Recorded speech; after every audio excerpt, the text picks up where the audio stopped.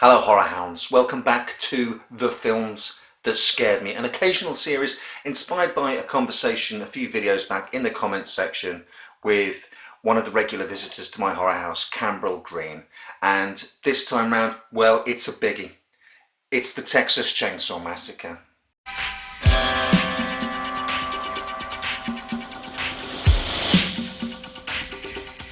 Now, the Texas Chainsaw Massacre has got tangential links to two films that I've already talked about in The Films That Scare Me, Psycho and The Exorcist. Let's pick up the Exorcist connection first because like that film, which was banned in the UK and didn't see a release until 1999, after its initial British release, including a one-year theatrical run in London, the Texas Chainsaw Massacre was initially banned on the advice of the British Board of Film Classification. In 1999, 25 years later, the BBFC passed the Texas Chainsaw Massacre for release with an 18 certificate. I've previously talked about how that drove me to seek out a really poor copy of a copy of a copy on VHS of The Exorcist just for the chance to see it, but I'd made no such quest with respect to the Texas Chainsaw Massacre. So now, 1999, this was my chance to finally see the Texas Chainsaw Massacre. I went to the cinema alone. I don't have a ton of friends around me who love horror like I do. Certainly back then, none. By the time I came out of that screening, horror had changed forever for me. In the intervening 25 years, no one had come close to achieving what Tobe Hooper and his team had put on celluloid. You have to understand, with The Exorcist, there was William Blatty's book to read. I knew what the story of The Exorcist was. The Texas Chainsaw Massacre was a completely unknown quantity, beyond schoolyard rumours from a kid who claimed to have seen it, and the scenes he described sticking in my head for those couple of decades, and then when I finally got to see the film, realised that he was full of shit and he hadn't seen it at all. Beyond that, the Texas Chainsaw Massacre was an absolutely unknown quantity. I had no idea what to expect going in. Can you imagine this? 1999. And you guys across the pond, my American cousins, had it freely available for 25 years. What an insane situation. What an insane situation of artistic censorship. What a black spot on this country's record. That period of the BBFC is, and I keep circling back to it time and time again. It's hard to do a channel that talks about horror movies and not keep bumping up against movies that got banned in this country for reasons of moral panic. It's hypocritical bullshit.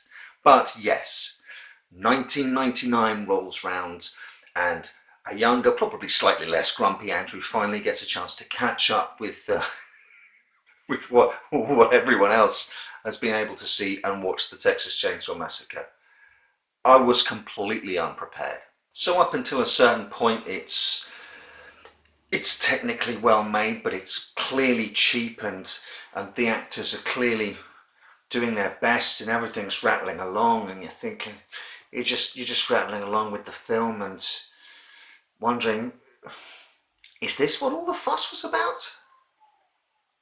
And then suddenly that door opens, Leatherface appears, he smashes that hammer down, the foot starts spasmodically kicking, he drags the body back in and the door slams shut, and I'm thinking, what the fuck just happened? And then of course Pam being unceremoniously deposited on the meat hook and my stomach churned, and later on finding out that she was still alive in the freezer. Oh, really? But it's when Sally Hardesty leaps from the upper story window of the Sawyer house and flees to what she believes is sanctuary in the local gas station. That's when the fear really crept up on me. The shots of the cooking meat and the shots of the open door at any time you're expecting Leatherface to burst through it. And that fear got a hold of me, and it began to gibber in my ear, and it wouldn't let go, and the gibber turned to a scream. It's when Drayton puts her in a sack. Forgive me, I'm going to call him Drayton as he's named in TCM2. I know he's not credited as such, but just for ease of reference. It's when he puts her in a sack and bundles her into his car, and his mask of sanity slips, and he's alternating between trying to calm her down and then sort of gleefully poking her with the stick and allowing himself almost to be overwhelmed. The closer he gets to the homestead, the more he allows the madness to take over, the less the public persona has to be present, the public-facing, customer-facing persona. And that switching back and forth, that terrified me. I mean, of course Leatherface is insane. I mean, look at him. But Drayton's madness that could pass in the real world just terrified me. And here's where we get the tangential link to Psycho. The murders of Ed Gein inspired reportedly both aspects of Psycho and Texas Chainsaw Massacre. With Psycho and Robert Bloch, I believe it was the notion that the guy that lives down the road that you see every day buying his groceries and you think is normal could be living this life. With the Texas Chainsaw Massacre, I think it was more the grave robbing aspects, the handicrafts, should we put it that way, that Gein employed, his interior decorating. Let's just leave it at that. I've talked in the Psycho video of the movies that scared me how it's the hidden nature of Norman's madness, Norman's bubble of his own normality that creeped under my skin. The Texas Chainsaw Massacre bursts that bubble, more like it lobs a grenade into it. Marion Crane in Psycho may stumble into Norman's little outpost of insanity, that little island of equilibrium that he's created for himself. In Texas Chainsaw Massacre, the Sawyer family jump out at us like trapdoor spiders and drag us kicking and screaming into that yawning abyss of madness.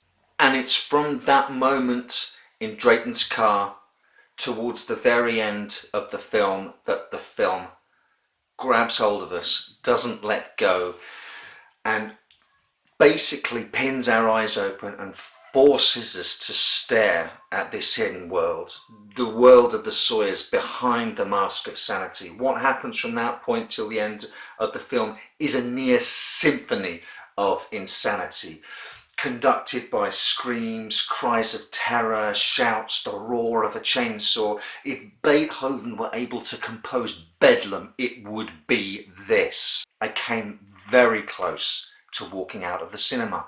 Understand that the assault on my senses, on my equilibrium, was so relentless that towards the end of the film I'd reached a point where I genuinely didn't know if I could take much more. It's truly the most visceral experience I've ever had at the cinema. A true masterpiece that holds up a dark mirror to our Western society. It shows us ourselves. Nietzsche said if you stare into the abyss stares back at you. And in this film, it was holding a chainsaw. Now, the observant among you will notice a theme that's starting to run through these films that scared me videos. A theme of representations of madness and sanity. And that theme will continue in the next installment. Another representation of unbridled insanity that, when I stumbled across it late at night on the television, just scared me witless.